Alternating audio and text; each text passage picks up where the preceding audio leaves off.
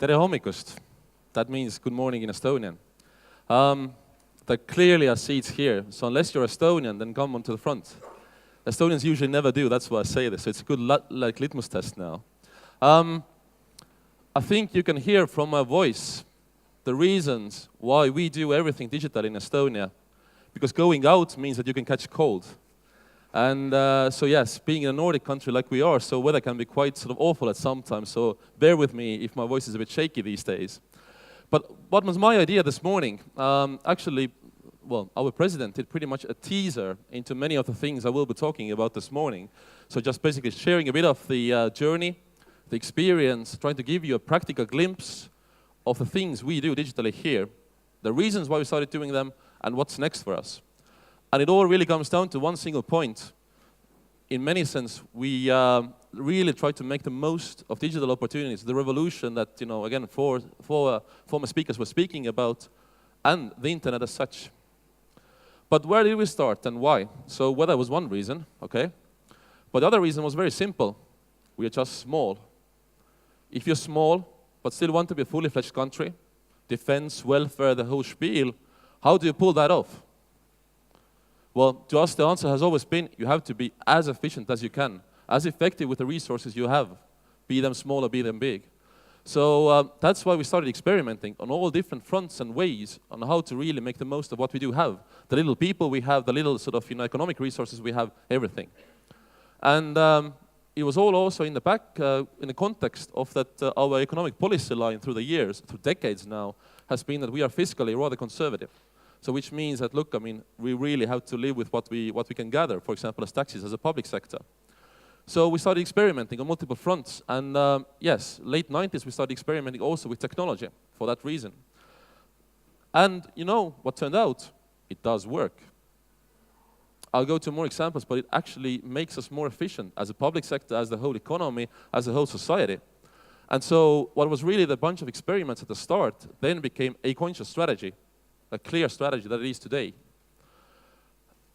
Well, and where the point we have reached now is that basically almost everything, at least when it comes to, let's say, digital government, almost everything you can handle yourself online.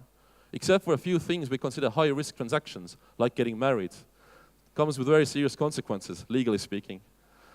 Or buying real estate, where we still make you show up, although technologically we could of course even handle that from a distance, but we want to make sure that you really know what you're doing, that you're voluntarily entering into this transaction. Everything else, be it whatever application to the government, be it my prime minister sending a bill to the parliament, which is by the way only a few hundred meters away, be it two companies signing and sort of basically sealing a contract between themselves, they do digitally because it just is so much more convenient and efficient as well as easy. Makes life easier. So I'll go through some examples of what does it practically mean. And so let's say if you were an Estonian or Estonian e-resident, which we'll talk about, so what can you do? The prime area we have focused on for a long, long time is of course in the sort of company space. Trying to make it so very easy as we can to start companies, administer them, basically exactly be in business. That's why it takes only maximum, let's say on average, a few hours to start a company from the point you log into business portal to when it's legally up and running. The record was once 18 minutes. That's the point where exactly you log in, you're in business, you can start making contracts, bank accounts, everything goes from that. And the whole idea has been that, look, we want more business. So let's make it easy to start it because then there would be more of it, like we see now in the numbers of companies that are growing. Of course, most of bureaucracy is not just at the start of it. Most bureaucracy usually is when you run a company. All those declarations to tax, to statistics, to you name it. Again, things we can make easy by providing an option to get them done online. So yes, if you do run a company in Estonia, you don't have to ever venture into an office. You can just basically handle it from wherever you are in the world, get your reports, your obligations done, get your red tape done, your taxes paid, you're good to go with your business. You focus on your business, we have made red tape easy for you. And this is really to support the economic growth like that. Besides that, of course, most of the services concern people in their daily life, whether they're entrepreneurs or not. So things like, for example, health. Everybody needs health services. So if you do get sick, exactly, then again, digital ways help to treat you. Be it an electronic health record, which we've had for 10 years now, which basically is that whenever you go to see a doctor, he or she should have access to quite a big part of your medical history from the past. All with the idea that hopefully this way they don't have to spend as much time redoing the analysis, and basically exactly, you know, would have more sort of history to build on to treat you better and faster. Or medical prescriptions, another thing, that I don't have to spend as much time just to get my medication from a pharmacy. If I have a chronic condition, and many visits to a family practitioner are basically just going to get a paper slip to go to pharmacy. I have a chronic condition, I call up my family practitioner, my family doctor, they issue me the prescription online. I just show up at the pharmacy with my ID. I get the medicine. Because again, digitally we're taking a few steps away from the equation. We made it faster for healthcare to be delivered. Again, efficiency for people, less trips to the doctor's office, but for the whole system as well. And of course, this is just a scratch. These days we're trying to go much beyond that, moving into really personalized health services, let's say trying to incorporate all the data you have on your wearables, in your genes, so forth, to be really, say, targeted, really efficient in the care we can provide you whenever you have a need for this. Another area, of course, that concerns everybody is education. Again, we see that digital tools help us to make sure that the education we do deliver is to the best notch that there can be. And it starts, again, from simple things, really transactions in the system, interactions within the system that can ensure that the education gets to those who need this. So example I have here, almost all Estonian students are part of what we call e-school. Basically, it's a communication platform for parents, teachers, students. A core ingredient of making sure that somebody gets an education is that they have to show up, okay? Something like that ensures us that people and kids are showing up, that we don't lose them in the setup. Because again, whenever a kid is missing school, my kid is missing school, I get a text. Whenever there's something that basically, again, teachers need to find out and communicate with parents, they can do that through that. So basically, even simple thing like this can ensure that the school show-up rates are much better, which means that in the end we deliver more education. And if we add to that basically all the ways we use digital materials, and we'll try to do much more on the front now, really make the whole curriculum be covered by digital materials, the way that we also allow bringing IT education into all schooling levels, starting from really the first grades, this then even helps to be much more powerful in how to embrace digital really for the benefit of education.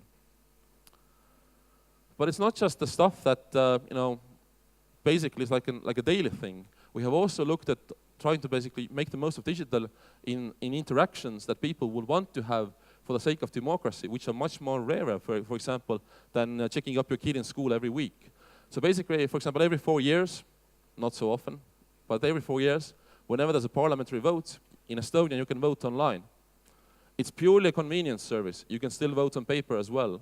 But the whole point is that let's make it accessible so that not a thing that you have to do, like with bureaucracy with the government, but also the things you want to do, like vote, would be digitally available for you, thus more available for you in the first place. 2015, we had the last parliamentary elections. We had about a third, 32% of all the votes come in online from about 120 countries around the world. So these votes would not possibly have not come in otherwise. Now all these people had a chance to say, where is Estonia going? Where is our democracy going? So again, availability is much more increased. And it all comes down to, yes, there are many aspects we could talk about, like transparency and so forth, but at the same time, it all for us comes down to the key ingredient, like I said before. We started doing this for efficiency, and we really have seen efficiency gains out there.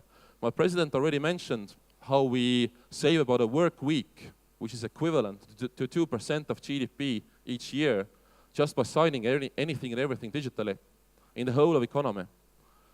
But if we then add to that, say, how our police is more efficient on the streets because they have access to real-time databases while they're patrolling, how, again, in the healthcare sector, by having access to the data that we have and providing medical prescriptions and things like these, again, we are more efficient per each visit.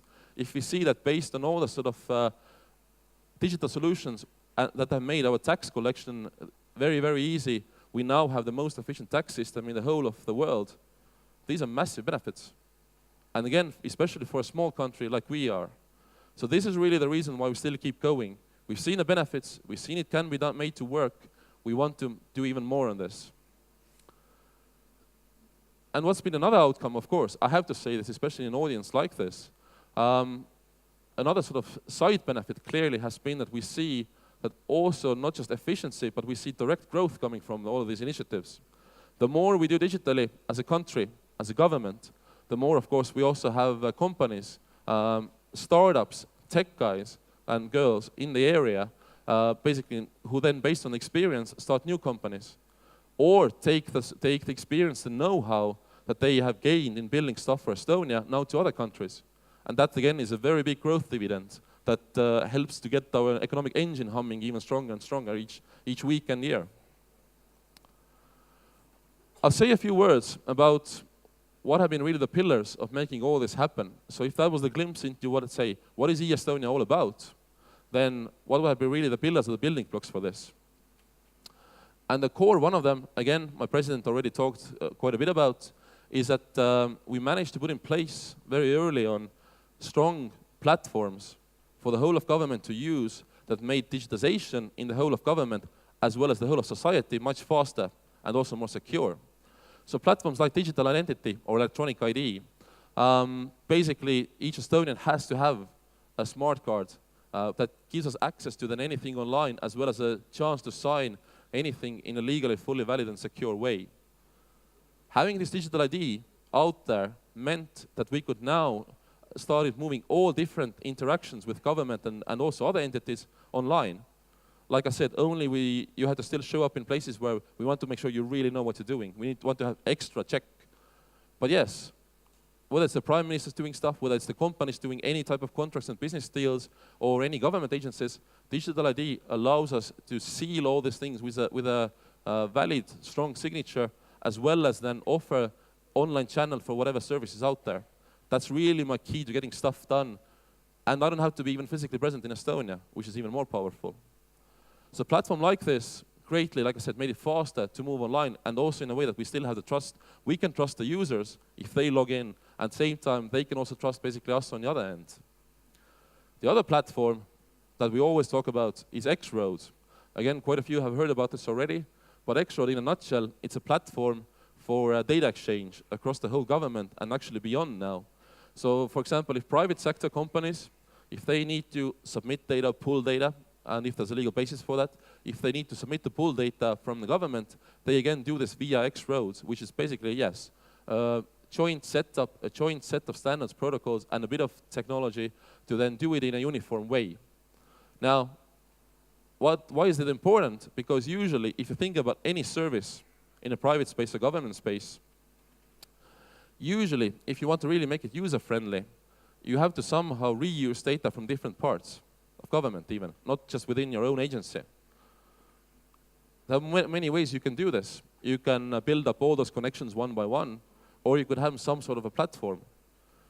Platform makes it much easier because, first of all, you save time. You don't have to reinvent the wheel each time you need to have an integration. And secondly, if there's also like a solid foundation for that, it does make all those connections much more controllable and secure in a sense that there's a certain quality and security always guaranteed for transaction. And that goes again a long way to making sure that at the end of the day, the stuff we do is trusted by our people. Because if you don't have that trust, we don't have the users. If you don't have the users, well, there's no way we can run the digital government or company for that matter. And that actually leads me to the point that security, why this has been always so fundamental to the Estonian approach. It's because we hit, again, perhaps a bit of luck that we had really people who were thinking about this from the very start before it now became a strategy that it now is. But we really believe that, of course, security and privacy issues have to be carefully taken account for, but fundamentally, they can be managed. They don't have to remain barriers for digitization. If we do manage them, if we do work on them, if we do basically do our best to mitigate them, then we can actually still be very strongly digital, but we have to work on them. So that's why we try to design everything we build securely from the start, using the sort of state-of-the-art sort of technology also for that. That's why we do rely so heavily on digital ID, for example, that, making sure that all interactions happen safely and securely. That's why there's a common platform like X-Road in place, so that all integrations would happen in a secure way. That's why we even, let's say, use a blockchain type of solution now to provide for data integrity, making sure nobody tampers with the data. All these things and more, we do all the way to operational daily defense, just to have the sort of the trust there. Because again, if we didn't, there's no way we could rely on digital so much as we do. And as we see the benefits that digital gives, well, we'd better than make sure that exactly we have the trust there. And besides then the tech and the sort of, how to build things in the platforms, of course, the other instrument that's been very strongly what we believed in is basically rules and regulation. Again, quite often regulation is seen like a hindrance, like a barrier, something that keeps you from doing stuff, right? In our case, we see that a powerful legislation can actually also be an enabler, can push us in the right direction. So to give you an example, that is why we have now, through the years, brought in the principle of once only into our legislation. Once only basically means that if some part of government knows something, some data about me, the others should not ask again. And the whole idea is that because this way, I can have a faster, more efficient, seamless service from government side. I don't have to spend as much time re-entering the data, for example, or resubmitting the data that I've done already in the past. My next interaction will be much more faster, smoother, more efficient. I save time. So this, again, once only, bringing this principle in, that really forced the government agencies to break out the silos, break beyond the silos, to as X-Road as a platform was already there, to then really start making use of it and integrate the whole of government together from, let's say, into sort of one-stop shop type of service mode. Or another principle that we have very clearly relied upon is basically that we are very big fans of open internet in Estonia. That's why also the whole event here, that's why our long-term commitment to the topic. We don't build our networks. Whatever we do, we always build on the internet as such. Digital ID, fundamental itself, relies on internet as such. PKI works over public internet. Same way, X-Road is a way to make sure that over public internet transactions can happen, exchange can happen in a secure way. Not that we build our own government networks for data exchange. So, and that's again an efficiency reason, but also fundamentally, because open internet, the full internet as such, is such a big sort of enabler to all the things we do. So we better make use of it. And the last thing in terms of principles, and I think this is of course easier said than done, what we have really benefited from in Estonia is a strong commitment from leadership to both administrative as well as of course political to the digital cause. Like I said, initially we started as experiments, but as experiments proved their value, we started saving time, money, back office, front office for people and the public sector alike. Now, leaders started asking for more. Guys, engineers, deliver more on this. Bring us more sort of ideas and solutions what to build. And so that's the thing, that ultimately technology can take us some ways, right? At the end of the day, we really have to transform how we do things in our all organizations, be it government or otherwise, to really make the full benefit of digitization. In Estonia, we've had the luck that, yes, the boldness to try out new things, to experiment, to take risks, has been there to transform how we do things. And I'll give you the simplest example. Why our tax system is so efficient here? Well, because yes, you can get everything done digitally. While we started doing this, we could have done a very simple thing. We could have simply put, the tax forms online, saying that, look, go online, fill in all those blanks, and that would be an online service. But that would be a crappy one. Rather, we thought, hey, let's reconfigure, let's transform. What is a tax declaration? What is the process behind? Well, we do actually have all the data. Why do we ask you? Let's pull this data in for you. Let's provide this as a pre-filled declaration. Make it so very easy for you to get your taxes done. And you know what? People love this. That's why they pay the taxes better. That's why they don't have to spend more than 3 minutes in a tax declaration. And tax is not a new example in a way, not in Estonia and not even many other countries around the world. But the whole principle is that we could have simply automated somehow, digitized what used to be the process before. But instead we said, hey, we can now considerably rethink how does a government service work. And through that we got the efficiency gains that we're seeing now on a very big extent and level. And that's transformation. That's really the challenge on in front of all of us, in all our governments, in all our countries, including then still in Estonia. And the reason I say this is that in Estonia, we don't think we are anywhere near ready. First of all, technology moves ahead all the time, right? New opportunities open up. Secondly, there's always so much more to do because we've only scratched the surface in terms of transformation happening.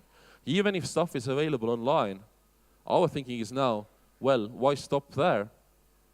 Let's rather make, for example, all the interactions with the government disappear instead. Let's automate services away. Because if you think about it, many interactions you have with the government, they are very simple and actually silly. Take something like applying for a pension, which, at least for now, almost everybody who has a certain age do. We know in Estonia that there's a 99-point-something% of chance you will apply for a pension.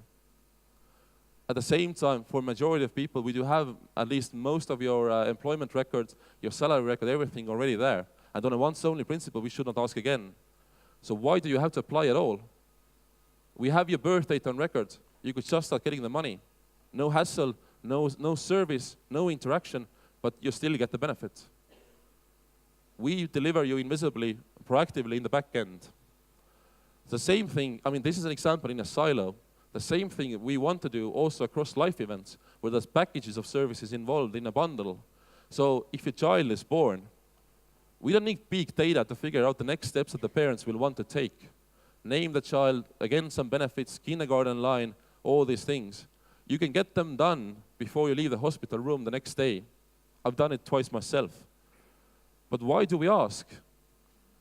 Government knows that the child was born because hospital makes the entry to population registry. The kid has a number, identity code, before they have a name, because they exist.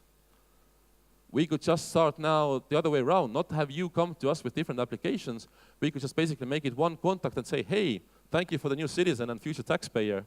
What do you want the name to be? And what bank account do you want the money to? Only 2 bits of information we really need. And the rest can sort of follow automatically from there. Or another example that we are now building in actual practice too, immediately, is for companies. So what we're now doing for companies is that once you have it established, up and running, if you consent, if you agree for us to have an access to your financial records, right, then never ever you would have to submit any declaration again to tax first, but then also in next steps for statistics on annual reporting. Basically, you start a company, you give us access to the data, we don't bother you ever again with red tape unless you're up to something shady. So you don't even need an accountant anymore. And for SMEs, for micro companies, which are the bulk of any economy, especially in Estonia, that's a massive efficiency gain that we could deliver them. Again, by making us invisible, getting rid of the interaction need, automating the data flow, and through that, actually delivering a better service for our users. So that's the kind of digital government that we want to build. And of course, it doesn't have to end just at the Estonian border. We really believe in a digital single market. And as President mentioned, and many of you know anyway, we are going into European Union presidency in just a few weeks from now. And even regardless of presidency, we always believe that we have to connect the governments across the borders, because people do move. You moved here today, right? Companies move, capital moves, goods and services move, but not data. So even if you go to Finland, which is 80 kilometers, 50 miles away, you still have to be bothered with so much paperwork today. Just to prove that, yes, you are legit in Estonia, you paid your taxes, you've had your pension insurance, whatever like that. To prove that, you have to get a paper from Estonian authority that you then take to Finland, submit it to the Finnish administration, who types or scans it in, digitizes it. Why? Let's just connect the governments, let's have the data be connected, and through that, people don't have to bother with the paperwork and the hassle of delivering stuff across the borders. We could, again, greatly enable the movement of people, companies, the whole single market coming together. And we don't see it just as a dream. We're actually building this, okay? So we already started with Finland, with whom we are also actually happen to be sharing the data exchange platform. So they have X-Road in Finland as well. So we have already connected the infrastructures. And we are now basically in talks, in process of one by one integrating our databases together, so that people and companies wouldn't have to bother with paperwork back and forth. Instead, we could have automated data exchange if there's a need for government to know something that the other government already knows. And we are, of course, happy to extend this, Sweden, other countries involved like that, and make it cross-European. This is what we will be on policy level also pitching and also talking a lot about during our presidency. There will be more than 50 events in Estonia alone in the next 6 months, covering different angles, different ideas, different sort of legal discussions around this, how to make this happen on a European level. But again, already we are doing this in practice as well with our neighboring countries, because we see that that's how governments have to deliver also in our day and age. We have to deliver also across the borders digitally, not just within ourselves.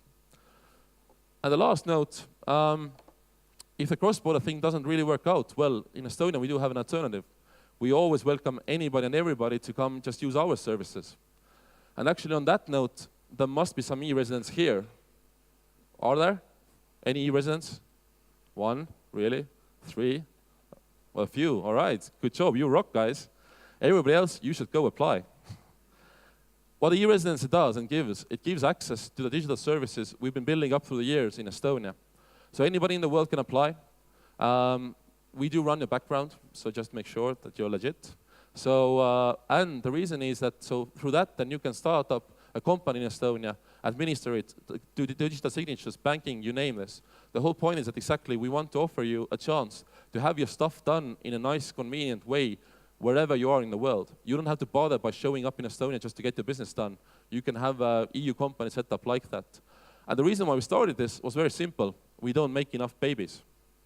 I have 2, so that's quite a handload already. But basically, for our economy to grow, then one of the ways is that, yes, we need more users. With e-residents, we are now attracting more users. And mind you, the babies, they become active 20 years down the line at best.